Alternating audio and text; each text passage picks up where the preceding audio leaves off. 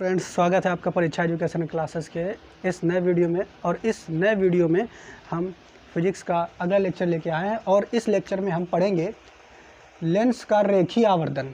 ठीक है, लेंसों का रेखीय आवर्धन। इस रेखीय आवर्धन जब हम पहला चैप्टर पढ़ा रहे थे उस चैप्टर में हमने दर्पण के बारे में पढ़ा था, अर्थात दर्पणों का रेखीय आवर्धन के बारे में पढ़ा था। तो यहाँ पर अब हमें लेंस का रेखीय आवर्धन पढ़ना है। ठीक है, पहले हम ये समझते हैं कि जो दर्पण का रेखीय आवर्धन का सूत्र होता था वो क्या होता था। तो वो ये स्मॉल एम बराबर, ठीक है, किसी दर्पण का रेखीय आवर्धन जो होता है आपका सूत्र होता था स्मॉल एम बराबर v अपॉन यू ऋणात्मक। ठीक है, क्या इसका मतलब होता है? मतलब किसी दर्पण द्वारा बनाए गए प्रतिबिंब की लंबाई तथा उसके वस्तु की लंबाई के अनुपात के ऋणात्मक मान को हम क्या कहते हैं? दर्पण का रेखीय आवर्धन कहते हैं। ठीक है, जबकि लेंस का रेखीय आवर्धन का सूत्र क्या होता है? तो ये होता है m बराबर v अपान यू। ठीक है, ये लेंस का है और ये दर्पण का है। दर्पण वाले में माइनस चिन्ह होता है और लेंस वाले में प्लस का चिन्ह होता है। लेंस का रेखीय आवर्धन का फार्मूला क्या होगा? तो ये v अपान यू। क्या कहेंगे? लेंस का रेखीय आवर्धन क्या होता है? किसी लेंस द्वारा बनाया गया प्रतिबिंब की लंबाई तथा वस्तु की लंबाई के अनुपात को उस लेंस का रेखीय आवर्धन कहते हैं। ठीक है, तो ये तो हम जान लिए, ये दर्पण के लिए है और ये काय के लिए है? लेंस के लिए है। लेकिन ये वास्तव में आया कैसे, इसको हम देखेंगे। तो क्या करेंगे, हम उत्तल लेंस का प्रतिबिंब बना के, उत्तल लेंस की सहायता से प्रतिबिंब बना के इस निगमन को या इस सूत्र को हम निगमन कर लेते हैं, देख लेते हैं कैसे आया हुआ है। और जबकि अवतल लेंस का भी उसी तरीके से आता है, तो अवतल लेंस का भी यही सूत्र होता है, दोनों लेंस के लिए, उत्तल लेंस के लिए भी और अवतल लेंस के लिए। तो देखते हैं कैसे आता है। ठीक है, तो शुरू करते हैं। पहले ये मान लिया लेंस है, ठीक है, ये उत्तल लेंस ले लिया हमने। ठीक, ये उत्तल लेंस की मुख्य अक्ष है। ठीक है, इसके बाद यहाँ पे हमने ले लिया f। दो फोकस होते हैं चूँकि लेंस के, ये हो गया f, ये हो गया, ठीक है, f2, ये f1, ये f2। यहाँ पे हमने ले लिया दूसरा, ये फोकस जितनी दूरी है ये, ठीक है, उसी के दोगुनी दूरी के बराबर एक और पॉइंट ले लिया। तो ये जो बिंदु है ये 2f, ठीक है, और यहाँ पे भी हमने एक पॉइंट ले लिया 2f1। ठीक है, और क्या देखते हैं कि यहाँ पे ये जो है ये प्रकाशिक केंद्र है, ठीक सी। अब क्या देखते हैं, मान लेते हैं कोई वस्तु जो है वो इस तरीके से, ये वस्तु जो है आपकी ये 2f दूरी पे रखी हुई है। ठीक, ये वस्तु है, उसका नाम क्या है? o dash. ठीक है, अब इस वस्तु का प्रतिबिंब जो है हमें बनाना है यहाँ पे। ठीक है, तो देखते हैं किस तरीके से बनेगा प्रतिबिंब इसका। तो होगा क्या, जब कभी किसी वस्तु का प्रतिबिंब बनाना होता है तो हमें दो किरणें लेनी होती है। ठीक है, पहली किरण जो होगी वो यहाँ से चलेगी, पहली किरण जो है वो यहाँ से इसके प्रकाशिक केंद्र से होकर जाएगी। ठीक है,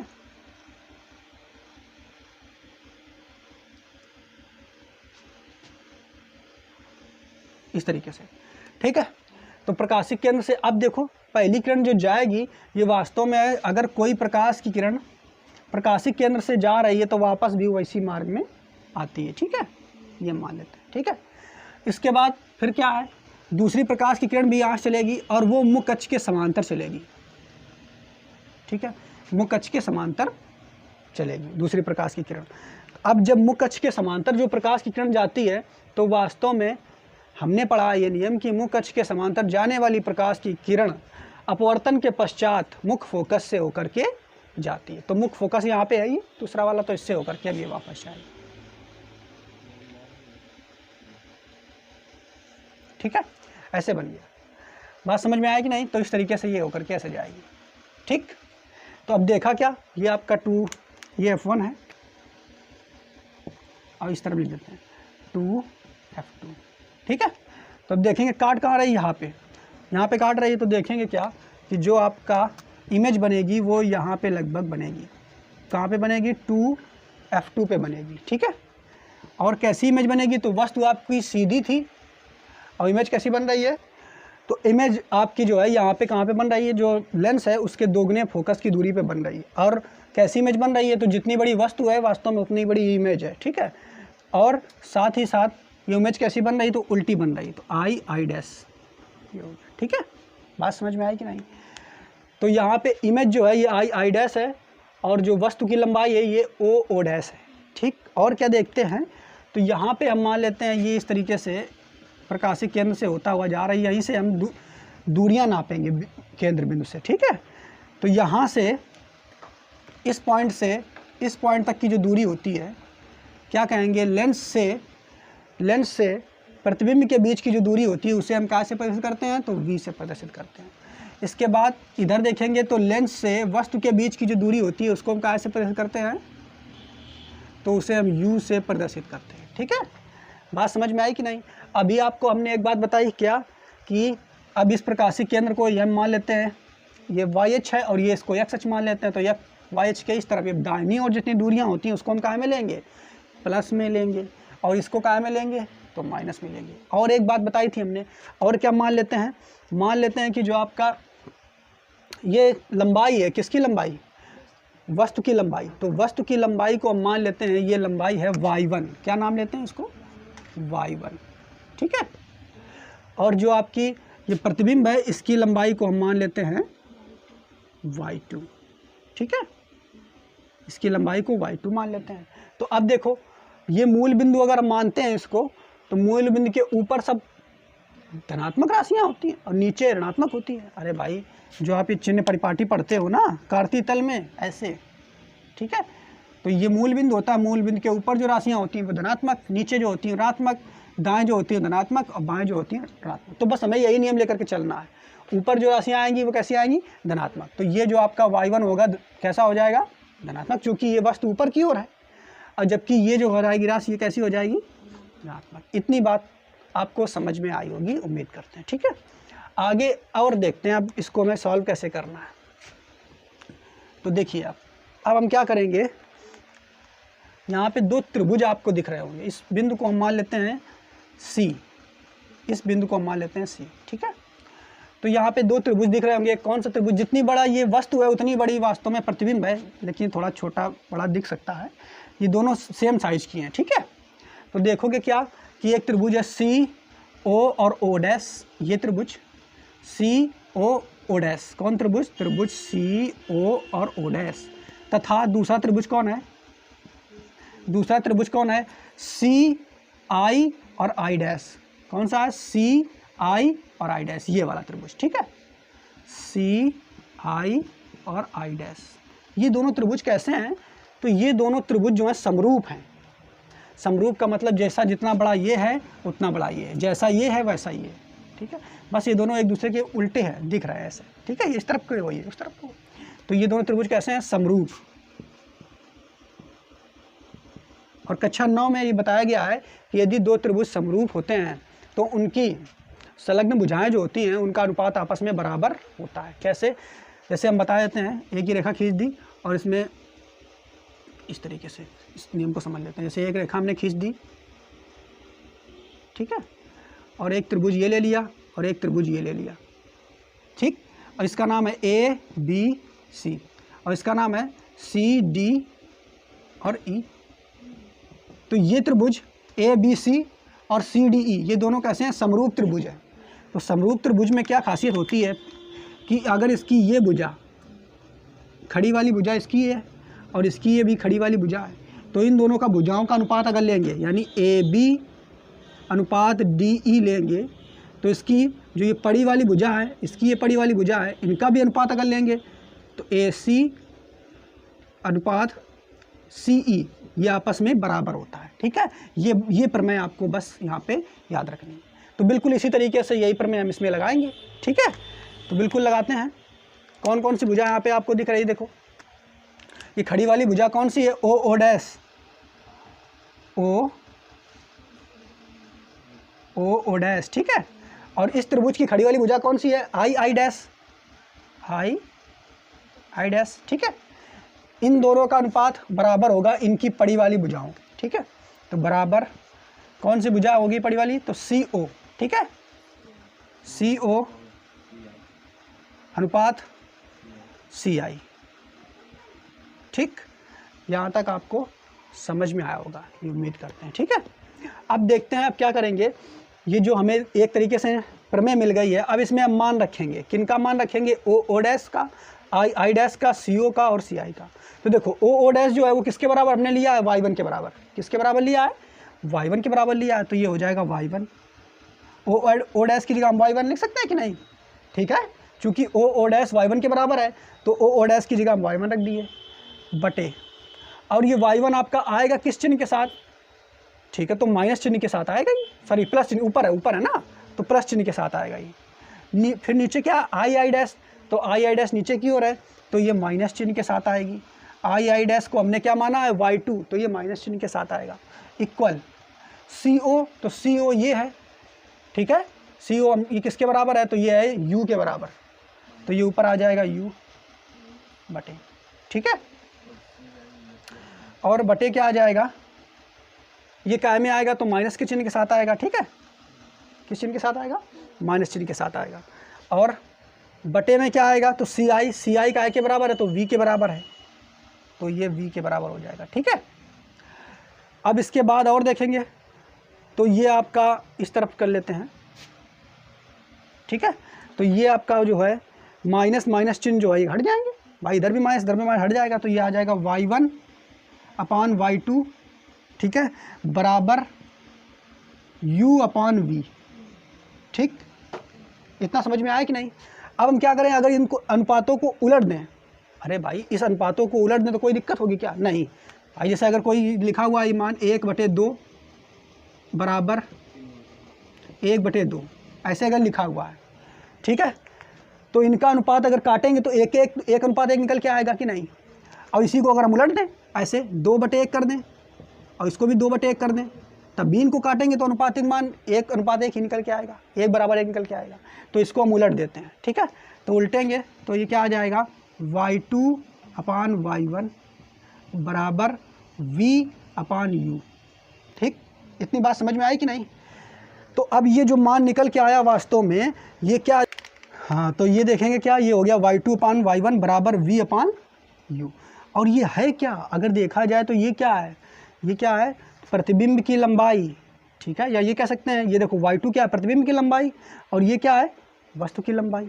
अरे भाई y2 को ही तो प्रतिबिंब की लंबाई माना था और y1 को क्या माना था, वस्तु की लंबाई। तो हमने क्या बताया था कि किसी लेंस में उसकी प्रतिबिंब की लंबाई और वस्तु की लंबाई के अनुपात को ही तो हम उसका रेखीय आवर्धन कहते हैं, और रेखीय आवर्धन को हम स्मॉल m से प्रदर्शित करते हैं। तो बिल्कुल अब इस सूत्र को हम इस रूप में लिख सकते हैं, किस रूप में लिख सकते हैं, इस सूत्र को हम ऐसे लिख सकते हैं, स्मॉल m बराबर y2 अपान y1 बराबर v अपान u। ठीक है, तो ये मेन सूत्र आ गया, ये रेखीय आवर्धन का सूत्र आ गया। या फिर इसको ऐसे भी लिख सकते हो, m बराबर v अपान u। ठीक है, तो ये मेन रेखीय आवर्धन का सूत्र निकल करके आ गया। ठीक है, तो ये आपको समझ में आ गया और किस तरीके से निगमन करेंगे। तो ये उत्तल लेंस के लिए हमने निकाल लिया है, अवतल लेंस के लिए भी ऐसे निकाला जाता है। तो बस आपको याद रखना है कि ये दोनों लेंसों के लिए, उत्तल तथा अवतल लेंस का रेखीय आवर्धन। ठीक है, तो बात समझ में आ गई होगी। तो उत्तल और अवतल दोनों लेंसों के लिए रेखीय आवर्धन का सूत्र ये होता है। और रेखीय आवर्धन की परिभाषा क्या होती है, तो बस हम जान चुके हैं। यदि किसी लेंस की प्रतिबिंब की लंबाई, लेंस के द्वारा बने उसके प्रतिबिंब की लंबाई तथा वस्तु के लंबाई के अनुपात को हम क्या कहते हैं, रेखीय आवर्धन। ठीक है, तो यहाँ तक नोट कीजिए।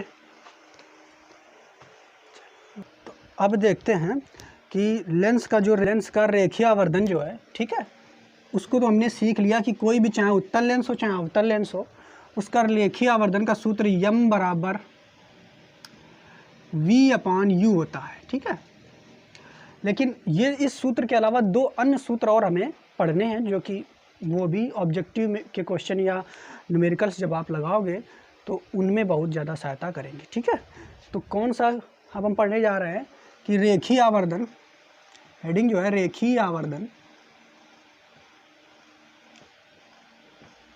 m, रेखीय आवर्धन m, ठीक है। f फोकस आवर्धन, रेखीय आवर्धन m, फोकस दूरी f तथा v के पदों में, v के पदों में। मतलब अब हमें ऐसा सूत्र रेखीय आवर्धन का निकालना है जिसमें फोकस दूरी हो तथा केवल v अर्थात वस्तु की प्रतिबिंब की लंबाई हो, ठीक है, या प्रतिबिंब की दूरी है लेंस से, ठीक है। तो देखते हैं। तो सबसे पहले इसमें हम क्या समझेंगे, हमें पता है कि जो लेंस के लिए f v तथा u में एक संबंध होता है, उसका सूत्र क्या होता है।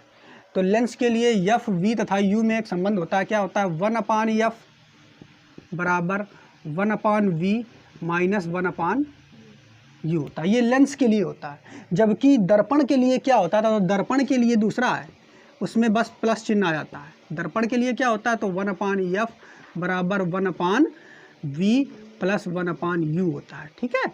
ये बात याद रखना, ये दर्पण के लिए होता है, ये लेंस के लिए होता है। अब हम करेंगे क्या, इसी सूत्र की सहायता से हम यम को निकालेंगे, ठीक है। तो क्या करेंगे, v का गुणा करने पर दोनों ओर, ठीक है। तो अब दोनों ओर v का हम गुणा करेंगे, तो दोनों पक्षों में करेंगे v का गुणा, तो ये हो जाएगा v/f बराबर, ये हो जाएगा v/v माइनस ये हो जाएगा v/u। इसको काट देंगे तो ये तो एक हो जाएगा, ये हो जाएगा आपका v/f बराबर 1 माइनस v/u, ठीक है। इस पक्ष को उठा के इधर लाएंगे तो ये हो जाएगा v/u बराबर 1 माइनस, इसको उठा के उधर ले जाएंगे तो माइनस का हो जाएगा v/f, ठीक है। और अभी हमने पढ़ा है कि v/u जो होता है वो m के बराबर होता है, रेखीय आवर्धन के बराबर होता है। यानी यहाँ पे हम v/u की जगह m लिख सकते हैं। तो ये हो जाएगा m बराबर 1/v/f, ठीक है। या फिर और अगर इसको बदलें तो इसको हम ऐसे लिख सकते हैं, m बराबर f माइनस v/f, ठीक है। तो ये सूत्र आपको याद रखना है। इसमें देखो क्या निकल के आया है कि जो रेखीय आवर्धन है, ये रेखीय आवर्धन जो यम है वो किसके पदों में है, f यानी फोकस दूरी और v अर्थात लेंस से प्रतिबिंब के बीच की जो दूरी होती है उसके पदों में है, ठीक है। अब इसके बाद अब हमें रेखीय आवर्धन यम का सूत्र निकालना है, लेकिन वो किसके पदों में निकालना है, तो f और u के पदों में निकालना है। क्या के पद में निकालना है, f और u के पद में। तो उसको भी जल्दी से देख लेते हैं, इसको मिटा देते हैं, ठीक है। यम f तथा u के पदों में,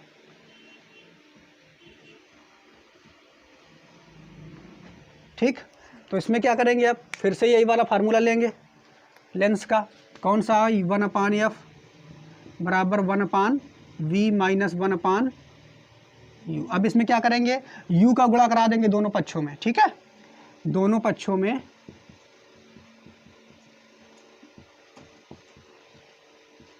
u का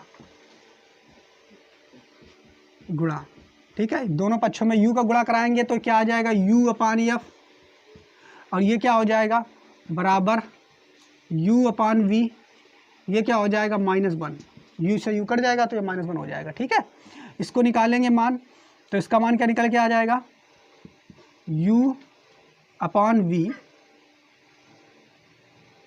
ठीक है। इसको इस तरह भेजेंगे बराबर u/f + 1, ठीक है। कुछ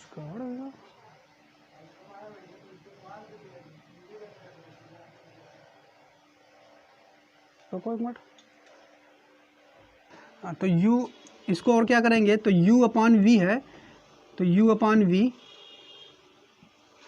बराबर इसको अगर कर देंगे तो यह आ जाएगा f और ये हो जाएगा u प्लस f।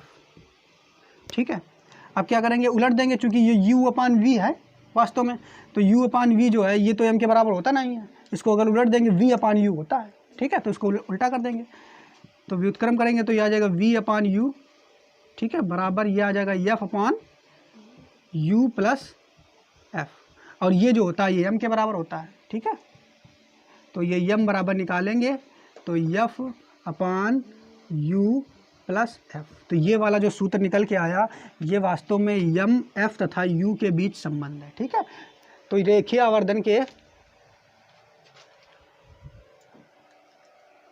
सूत्र निकल के आया क्या, m बराबर f अपान u प्लस f। ठीक है, तो आवर्धन, रेखीय आवर्धन के 3 सूत्र हमें यहाँ पे निकल के आए हैं। ठीक है, एक ये m बराबर जो मेन सूत्र है v अपान u, एक ये निकल के आया m बराबर f माइनस v अपान f, एक सूत्र निकल के आया m बराबर f अपान u प्लस f। यानी इसमें जो वस्तु है तो वस्तु की दूरी जो है लेंस से उस वो अगर आ जाए तो क्या है, इसके साथ जुड़ जाएगा f के साथ, और जबकि इसमें घट जाता है। ठीक है, बात समझ में आएगी नहीं, और इसमें f नीचे रहता है हर में और इसमें f रहता है ऊपर। तो ये आपको समझ में आया है, इसका भी आप स्क्रीनशॉट लीजिए। चलिए लेंस की क्षमता क्या होती है। ठीक है, लेंस की क्षमता के बारे में जानेंगे, जैसे कि ये आपका उत्तल लेंस है। ठीक है, और ये अवतल लेंस है। ठीक, उत्तल लेंस क्या करता है वास्तव में, हमें पता है कि अगर कोई प्रकाश की किरणें मुख अक्ष के समांतर आ रही हैं तो उत्तल लेंस उन किरणों को एक बिंदु पे मिला देता है। ठीक है, ऐसे ये हमें मालूम है। यानी उत्तल लेंस किरणों को क्या करता है, ये देखें कि जो आपका उत्तल लेंस है वो वास्तव में किरणों को क्या करता है, तो उत्तल लेंस किरणों को अभिसारित करता है। ठीक है, और कहाँ पे अभिसारित करता है, तो जहाँ पे अभिसारित हो रहा है उसे मुख्य फोकस कहते हैं। जबकि अवतल लेंस जो है ये किरणों को क्या करता है, अगर मुख्य अक्ष के समांतर किरणें आ रही हैं तो इनको ये क्या करता है, फैला देता है। ठीक है, बात समझना। ठीक, तो ये क्या करता है, उत्तल लेंस क्या करता है, किरणों को अभिसारित करता है, अवतल लेंस क्या करता है, किरणों को अपसारित करता है। ठीक है, एक तरीके से ये कह रहे हैं कि ये वास्तव में जो लेंस हैं किरणों को क्या करते हैं, मोड़ते हैं। अरे मोड़ ही देते हैं, ऐसे जा रहे थे तो मोड़ ही तो दिया इसने, और ये ऐसे जा रहे थे तो इसने भी मोड़ दिया, रास्ता से विचलित कर दिया है। वास्तव में देखेंगे क्या कि जो लेंस होता है वास्तव में, अगर लेंस की क्षमता क्या होती है कि अगर कोई लेंस है, किरणें जो आ रही तो जितना ज़्यादा उनको मोड़ दे। भाई लेंस का काम क्या है, किरणों को मोड़ना, और जो ज़्यादा जितनी ज़्यादा किरणों को मोड़ देगा उसकी क्षमता उतनी ज़्यादा होगी। ठीक है, इसको ऐसे ही समझते हैं, किसी व्यक्ति का कार्य जो है, जो जैसे हम आपका कार्य है पढ़ना, ठीक है, स्टूडेंट का कार्य है पढ़ना, जो जितना ज़्यादा पढ़ेगा उसकी पढ़ने की क्षमता उतनी ज़्यादा है। वैसे यहाँ पे लेंस का कार्य क्या है, लेंस का कार्य जो है किरणों को मोड़ना है। तो जो लेंस किरणों को जितना ज़्यादा मोड़ देगा वह लेंस की, उस लेंस की क्षमता उतनी ही ज़्यादा होगी। जैसे देखते हैं कि ये, और हमने लेंस ले लिया, ये वाला उत्तल लेंस ले लिया। ठीक है, ऐसे इस तरीके से बना देते हैं। ठीक, अब इसमें देखो ये किरणें आई, ऐसे किरणें आई, अब इसने क्या किया, किरणों को पास ही में मोड़ दिया, देखो ऐसे। तो इसमें इनकी तुलना में ये देखो, जो इस मोड़ा तो इस लेंस ने, लेकिन इस लेंस ने जो मोड़ा है तो इसकी फोकस दूरी ज़्यादा आ गई है। ठीक है, बहुत ज़्यादा दूर पे जाके मुड़ा है, और इसने तुरंत वहीं पे मोड़ दिया तो फोकस दूरी इतनी ही रह गई। बात समझना। तो देख क्या रहे हो कि यहाँ पे अगर जल्दी ही मोड़ देगा, बहुत ही तेज़ी से मोड़ देगा तो फोकस दूरी बहुत कम रह जाएगी, और अगर देर में मोड़ पाएगा तो फोकस दूरी ज़्यादा बढ़ती चली जाएगी। तो ज़्यादा अगर मोड़ देगा बहुत जल्दी तो फोकस दूरी कम, मतलब क्षमता उसकी ज़्यादा, और अगर देर में मोड़ पाया तो फोकस दूरी ज़्यादा हो जाएगी लेकिन क्षमता उसकी कम हो जाएगी। तो एक चीज़ तो हमें समझ में आ गई कि लेंस की क्षमता जो होगी P, ठीक है, वो उसके फोकस दूरी के व्युत्क्रमानुपाती होगी। बात समझ पाए कि नहीं, मतलब अगर फोकस दूरी किसी लेंस की ज़्यादा है तो उस लेंस की क्षमता कम है, मतलब वो बहुत कम मोड़ पाएगा किरणों को, बहुत देर में मोड़ पाएगा। अगर फोकस दूरी का मान बहुत कम है, फोकस दूरी का मान बहुत कम है, तो इसका मतलब वो लेंस पे अगर किरणें आई तो तुरंत वो उसको मोड़ देगा, मतलब उसकी क्षमता बहुत ज़्यादा होगी। बात समझ में आई कि नहीं। यानी हम कह सकते हैं फोकस दूरी का मान अगर कम फोकस दूरी का मान अगर कम तो लेंस की क्षमता ज़्यादा, फोकस दूरी का मान अगर ज़्यादा तो लेंस की क्षमता कम। ठीक है, बात क्लियर। तो यहाँ से हमें लेंस की क्षमता के बारे में पता चल गया। एक बात और बता देते हैं कि लेंस जो होगा जितना ज़्यादा मोटा होगा, ठीक है, उसकी जो लेंस की क्षमता होगी वो भी उतनी ज़्यादा होगी। ठीक है, बात समझ में आई कि नहीं? चलो उस बात को छोड़ते हैं, बस हम इसी को समझते हैं। लेंस की क्षमता की परिभाषा लिख लेते हैं। ठीक है, क्या होती है लेंस की क्षमता की परिभाषा? यदि कोई, तो अब देखते हैं लेंस की क्षमता की डेफिनेशन। ठीक है, कैसे आएगी और उसे कैसे लिखना है आपको। क्या बताया हमने कि लेंस की क्षमता क्या होती है? किसी लेंस की किरणों को, किसी लेंस की किरणों की मोड़ने की प्रवृत्ति को लेंस की क्षमता कहा जाता है। मतलब कोई लेंस जो है वो किरणों को कितना ज़्यादा मोड़ ले रहा है, ठीक है, उसी की प्रवृत्ति को हम उस लेंस की क्षमता कहेंगे। लेंस की क्षमता का जो हम प्रदर्शित करते हैं वो पी से प्रदर्शित करते हैं, कैपिटल पी से। और लेंस की क्षमता का जो मात्रक होता है डायोप्टर, ये आपको याद रखना है। क्या मात्रक होता है?